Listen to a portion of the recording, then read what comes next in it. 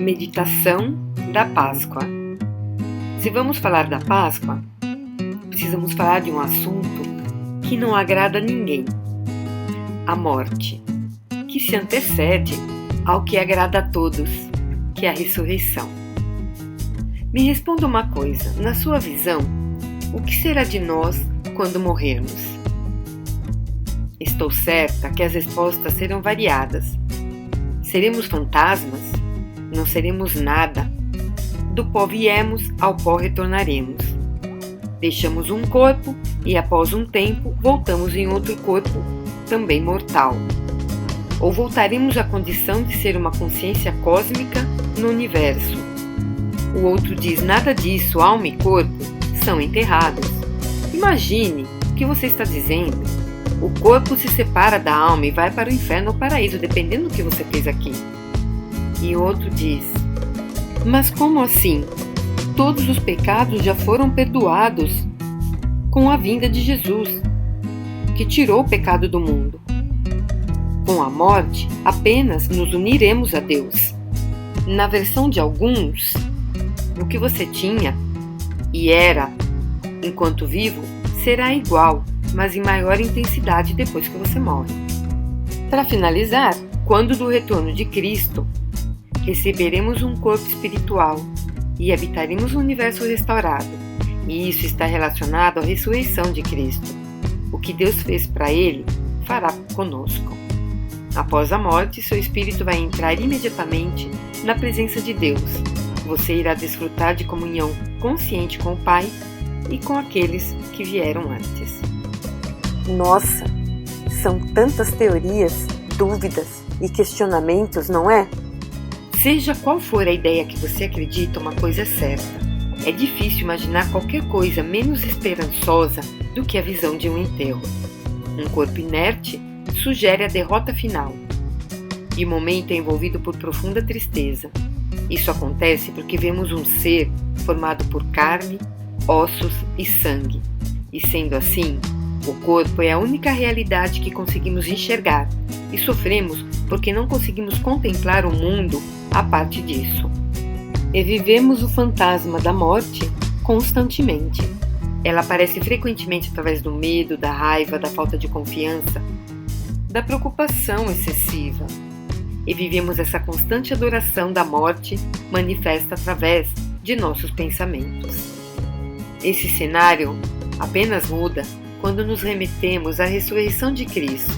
E nisso a Páscoa é maravilhosa.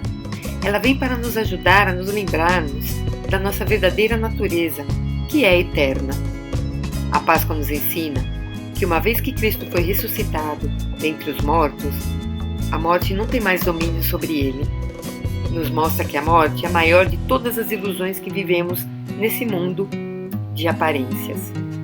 Mostra que aquilo que tem valor, você não perde com a morte. O que importa continua ao seu alcance, pois é seu. Mostra que aquilo que é seu se mantém após deixar o corpo físico. E daí surge uma nova pergunta: para que ficar investindo naquilo que morre então? Justamente naquilo que não vai embora com você quando você for sair desse cenário. Por que investimos tanto nisso? Tudo que você conquistou no mundo e que a morte pode tirar de você, saiba, não é seu. Porque o que é seu, a morte não tira. Tudo que é seu vai com você, seja para onde for. Ou seja, você não tem nada e tem tudo ao mesmo tempo. Você tem tudo que existe. O que você não tem, não existe para o seu ser real.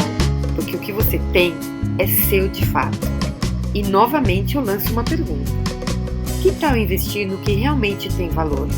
Investir naquilo que não é ilusão. Investir naquilo que é verdadeiro. Porque a verdade é imutável, ela não se perde, ela não fica para trás, ela não se enterra, nem se queima. As ilusões ficam, mas as conquistas internas seguem com você. Por que então empreender tanto esforço naquilo que você vai perder quando morrer? Por que você acha que isso merece tanto esforço e sacrifício? Se você quer investir em você de fato, invista naquilo que você vai levar consigo. Invista naquilo que transcende a morte. porque se transcende a morte, transcende qualquer coisa. O que vai continuar com você após a morte? O que vai com você são as alterações que você conquistou na sua consciência. A consciência que você adquiriu sobre si mesmo. E isso é real. É nisso que você tem que empreender. Esse tem que ser o seu maior propósito. E como seria isso?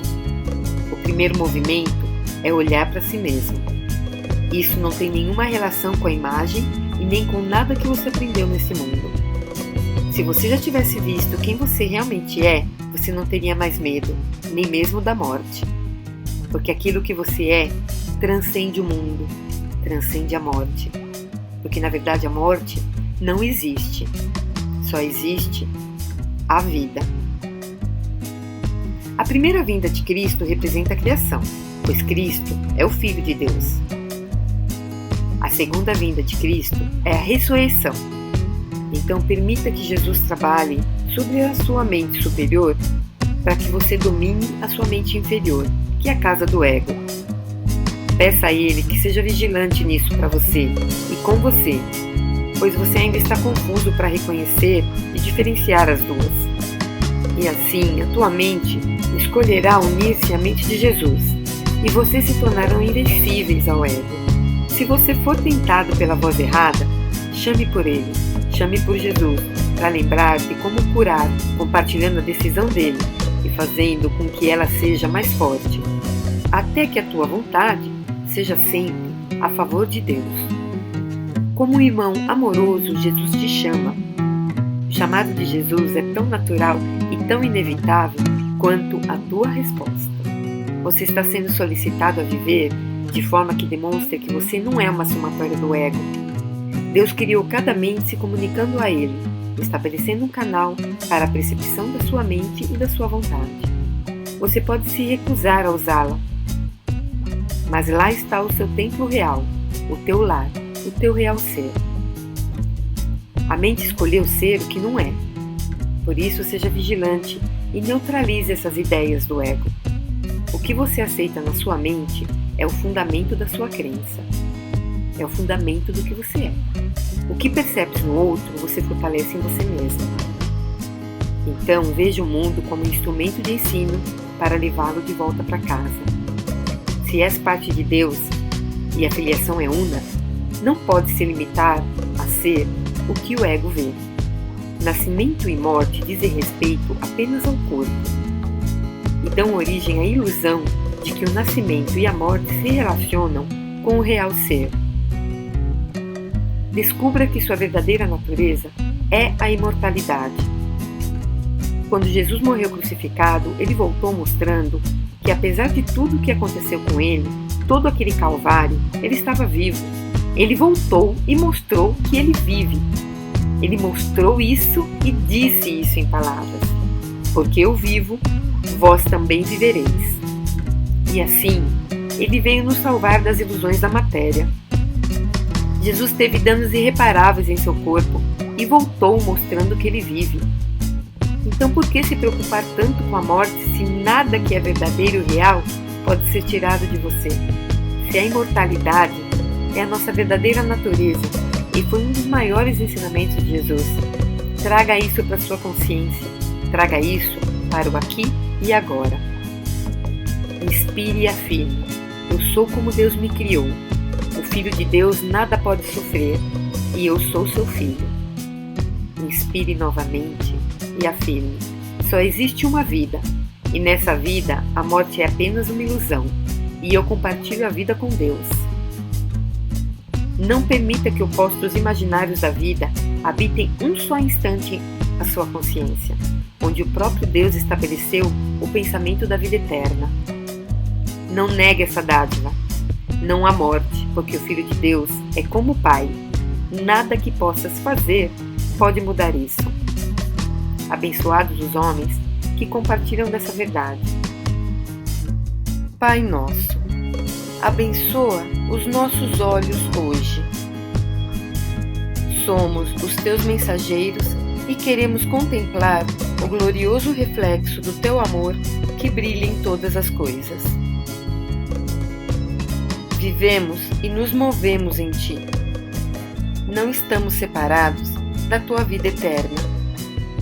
Não há morte, pois a morte não é a tua vontade. E nós habitamos onde nos colocaste, na vida que compartilhamos contigo e com todas as coisas vivas, para sermos como tu és e parte de ti para sempre. Aceitamos os teus pensamentos como nossos, e a nossa vontade é una com a tua, eternamente. Amém. Você pode voltar aqui quantas vezes forem. Perderá tudo várias vezes. Recomeçará muitas vezes e continuará nessa roda de nascer e morrer. Até que você decida e escolha sair desse mundo de ilusões e aceitar a eternidade como a única verdade. E se alguém ameaçar destruir o teu corpo, relaxa, porque depois disso, eles não poderão fazer mais nada.